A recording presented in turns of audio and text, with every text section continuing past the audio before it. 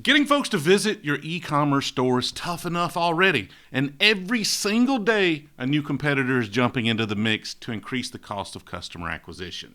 If you're going to continue to stay competitive, or better yet, thrive in this competitive landscape, then your site had better convert. In this video, we're going to discuss 5 ways to increase your e-commerce conversion rates. Pull yourself up a chair and let's talk about it. My name is TJ Gamble, and I'm the CEO and founder of Jamersan, an e-commerce agency that's dedicated to helping you get more from your e-commerce store. If you're new around here and you're trying to increase your e-commerce knowledge, then consider hitting that subscribe button, and welcome to the club. There's just so much bad advice from young, inexperienced gurus on YouTube in regards to e-commerce, and we're trying to set the record straight.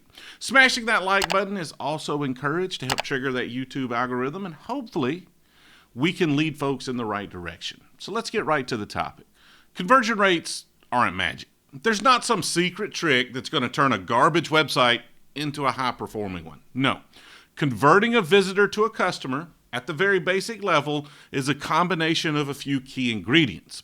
You need the right product at the right time shown to the right customer.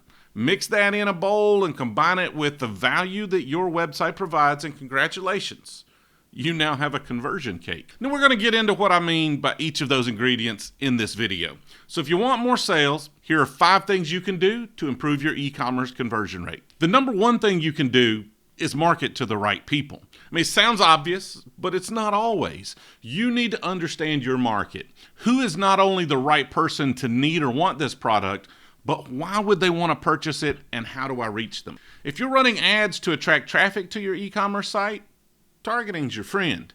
You're typically paying every time someone clicks an ad and visits your site. If those are the wrong people for your products, then it's going to be expensive, and nothing you can do on your site is going to convert well for those visitors. The right audience wants your product, has the money to buy it, and ideally wants to buy it right now. You might have a lot of people in your targeted audience who are just tire kickers. They like to window shop, or they just don't buy stuff, probably because they're broke.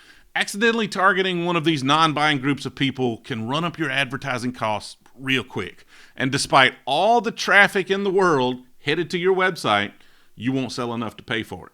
How do you know you're marketing to the wrong people? Well, your metrics don't lie. Let your numbers tell you. There are tools out there that'll give you more granular attribution data, so you know exactly what path customers took, so you can better understand what's working and what's not.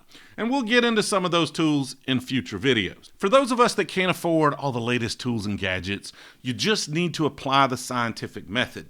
And that's probably overkill. Just wear your safety goggles when experimenting. Not because you need them, just because I look cool as hell in them. This is going to take a little time and money, but shouldn't be too difficult if you have some ads that are performing already. Basically, you want to take your ad targeting and constantly be experimenting and dialing it in. Keep the ads that are working, but then test small variants to that targeting and see how it affects the conversion rates. Once you hit on an improvement, adjust your ad spend to that targeting, rinse and repeat. Also, always be experimenting with lookalike audiences for your customers that actually convert. Sometimes you'll stumble upon a demographic you hadn't even considered for your products. For those that are brand new to e-commerce, you just need to dive in and start somewhere with paid ads. Hopefully, you have a feel for the demographic that would be interested in your products. If not, you probably have bigger problems to worry about anyway. The second thing to do to increase your conversion rates is adding more value to your customer. Now, there are 2 types of value that you as a business add.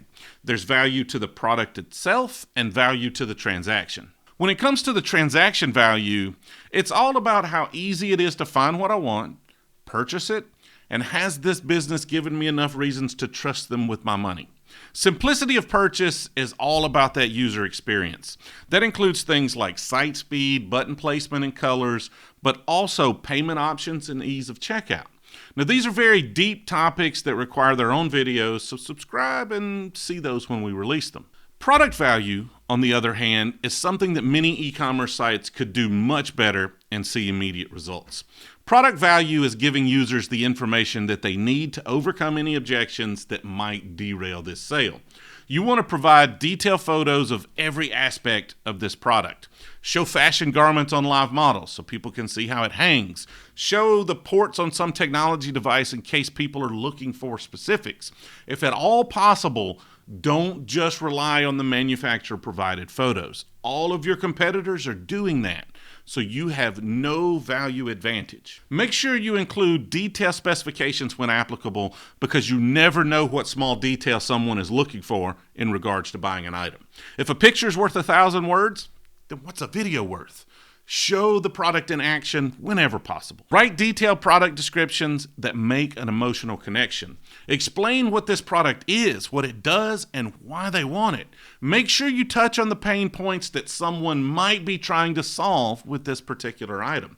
And don't bury them deep in some long description. No, graphically show the pain points, because a lot of people skim the content and just read the headline. A confused mind will always say no. So make sure you cover every single question or objection that someone may have about this product. Allow them to easily get answers to questions if they have one you have not thought about. On the other side of that, really think through what you might want to know if you were shopping for this item. Then experiment with getting rid of the fluff.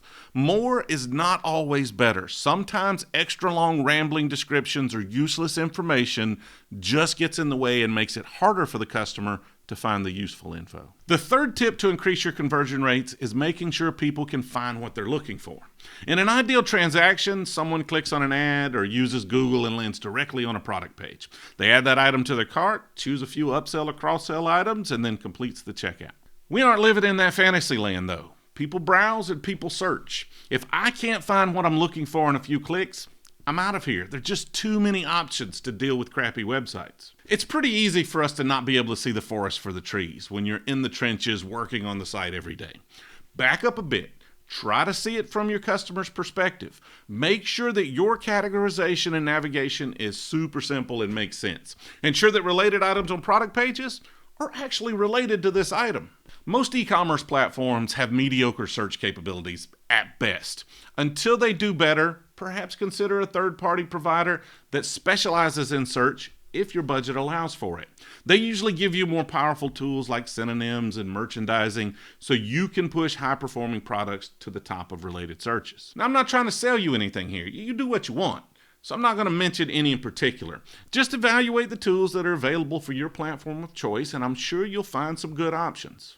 The fourth tip to increase conversion rates is to reconsider your shipping options. There is nothing that kills conversion rates more than loading up your cart with items, hitting that checkout page, and getting a shipping fee that is highly unexpected. I guess nothing outside of an unusable or catastrophically failing site.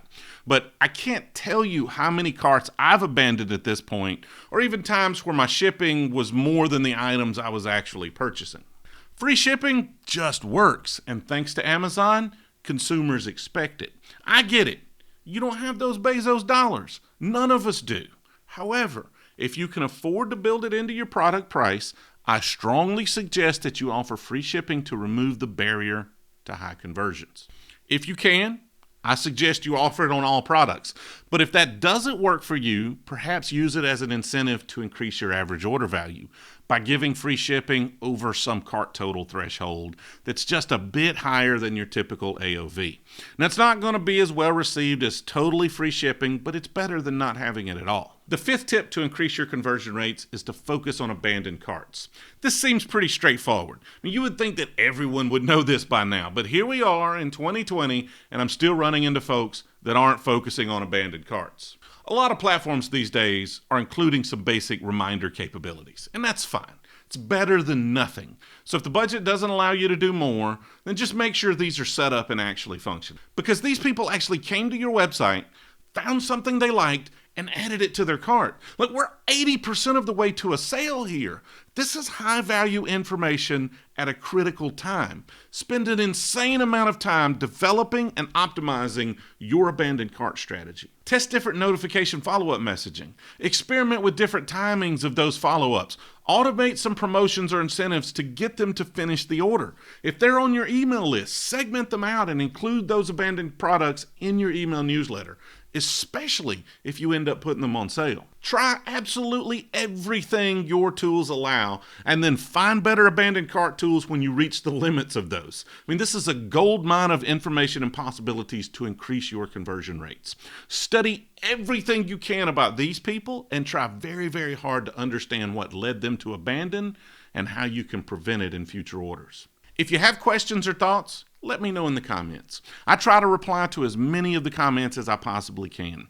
If you need a more private chat, then a link to contact me is in the description. We'll be going deeper into each of these tips in future videos. So if you're interested in getting your master's degree in e-commerce from the School of Hard Knocks, then consider hitting that subscribe button and tap that like button for me if you would to trigger that YouTube algorithm in our favor. If you enjoyed this video, here's a couple more you may like as well. Go ahead and click on those because we're all done over here. I appreciate you watching all the way to the end, and I'll see you next time.